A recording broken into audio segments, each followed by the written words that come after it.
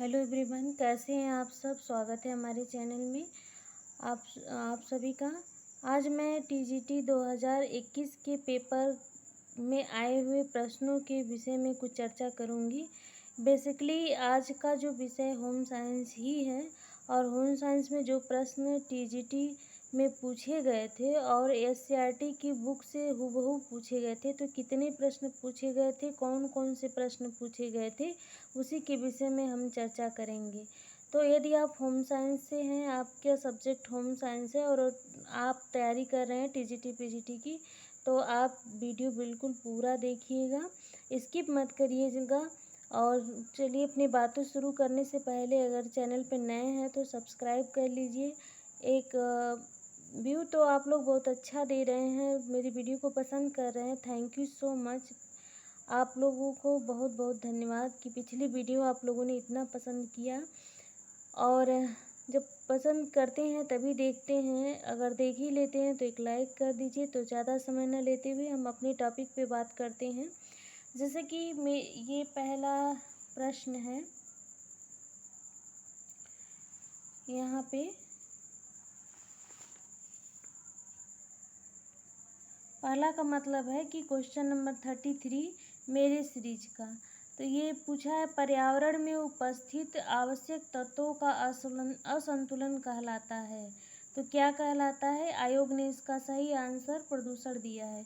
तो ये किस बुक से दिया गया है? सीधे सीधे एससीईआरटी की जो बुक है, हम उसकी भी आपको दिखा रहे हैं और लाइव प्रूफ दिखाएंगे। तो ये है कक्षा 10 की बुक और इस बुक में देखिए यहाँ पर दिया हुआ है कि अनेक, पूरी लाइन हम लोग पढ़ते हैं। प्रकृति ने हमें प्राकृतिक संसाधन तो प्रचुर तथा संतुलित मात्रा में प्रदान किए हैं, परंतु मानव ने उसका दुरुपयोग करके पर्यावरण संबंधी अनेक असंतुलन की समस्याएं उत्पन्न कर ली है, जिसे प्रदूषण कहते हैं। यानी पर्यावरण के असंतुलन को क्या कहते हैं? प्रदूषण कहते हैं। ये एक प्रश्न हुआ। इस तरह से और भी प्रश्न हम आप लोग को दिखा रहे हैं। ये दूसरा प्रश्न है कि पर्यावरण स्वच्छता का नाम बदल कर रखा गया है। मानसिक स्वास्थ्य, पर्यावरण स्वास्थ्य एवं सकारात्मक पर्यावरण, शुद्ध पर्यावरण। तो इसका सही आंसर आप सभी जानते हैं, सब लोग देख चुके हैं। तो इसका सही आंसर पर्यावरण स्वास्थ्य है। और ये कक्षा 9 की बुक है जो इसमें दिया हुआ है। इस बुक में यहाँ पर दिया हुआ है, क्या दिया हुआ है? देखिए, व्यक्तिगत स्वास्थ्य एवं शारीरिक स्वच्छता, मतलब ये दोनों शब्द क्या है? सिमिलर है। यानी शारीरिक स्वच्छता को अब क्या कह दिया गया है? व्यक्तिगत स्वास्थ्य। ये देखिए, यानी कि जो भी स्वच्छता की देख रेख की रक्षा करते हैं, ऐसे विषय को क्या कहते हैं? व्यक्तिगत स्वास्थ्य कहते हैं। तो ये प्रश्न कक्षा 9 की बुक से है।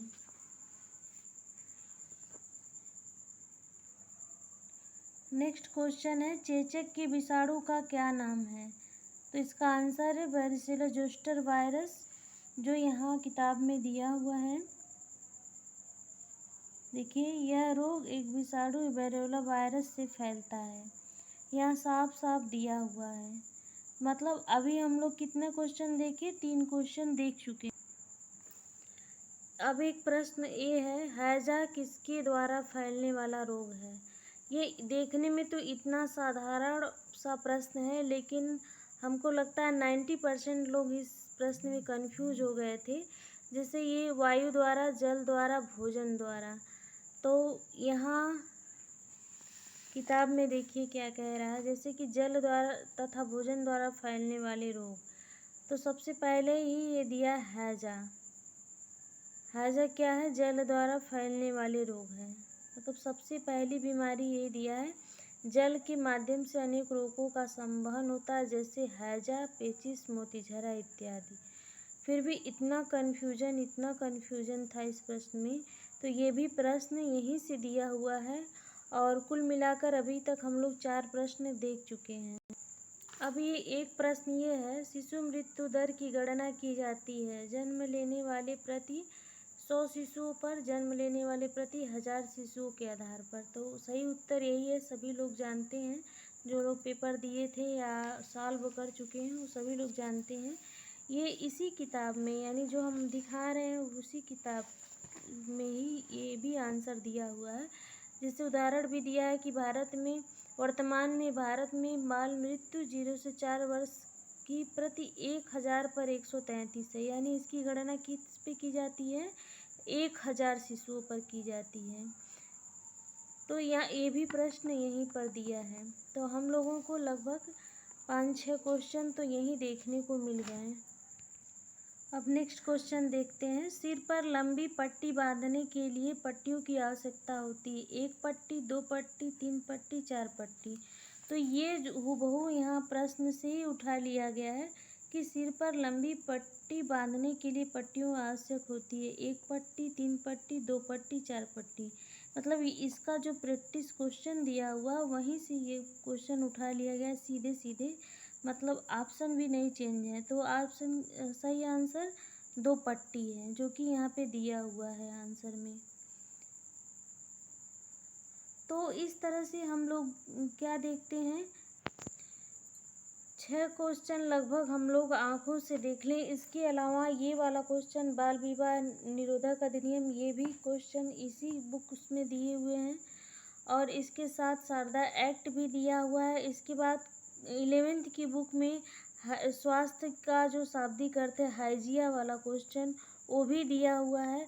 लगभग 10 प्रश्न ऐसे हैं जो इन्हीं किताबों से आए हुए हैं। तो मेरे आज कहने का मतलब यही है कि कोई भी किताब सस्ती महंगी अच्छी बुरी नहीं होती है। अगर आपको अपना सिलेबस पता हो, आपका सब्जेक्ट पता हो, तो शुरुआत से शुरुआत करिए। तो आप लोग देखे हैं कक्षा 9, 10, 11, 12 से लगभग 10 क्वेश्चन ऐसे थे जो हूबहू यहीं से उठा कर रख दिए गए थे, इन किताबों से रख दिए गए थे। तो अगर आप बेसिक से अपनी तैयारी करना चाहते हैं, यानी कि कुछ प्रश्न देखते हैं तो किसी भी सब्जेक्ट के हों, तो इन किताबों को ज़रूर देखिए, अवश्य देखिए, इससे आपको निश्चित ही मदद मिलेगी। तो आई होप आज का वीडियो आप लोगों को पसंद आया होगा, आपके लिए हेल्पफुल रहा होगा। ऐसी ही वीडियो देखने के लिए हमारे चैनल को सब्सक्राइब कर लीजिए, सपोर्ट करिए और अपने अनुभव बताइए, अच्छा बुरा जो भी आपको जैसा भी लगता है मेरा वीडियो कमेंट के माध्यम से बताइए। तो आज के लिए सिर्फ इतना ही, फिर नेक्स्ट वीडियो में मिलेंगे। अगर आप लोग कहेंगे तो पीजीटी के जो पेपर आए हुए हैं या एलटी ग्रेड में आए हुए हैं उन प्रश्नों पे भी हम डिस्कशन करेंगे। तो जैसा आप लोगों का कमेंट आएगा उस हिसाब से करेंगे। बहुत सारे लोग हमसे पूछ रहे थे कि दीदी आप नेट, पिछले वीडियो के बाद हमको कॉल आया कि आप नेट कब उत्तीर्ण की, कैसे की। तो इस पर मैं एक वीडियो बनाने वाली हूँ कि मुझे नेट क्वालिफाइड करने में कितना समय लगा। तो आप लोग भी अगर देखना चाहते हैं तो हमें कमेंट करिएगा। आज के लिए बस इतना ही। आपने मेरी वीडियो देखा, थैंक यू सो मच।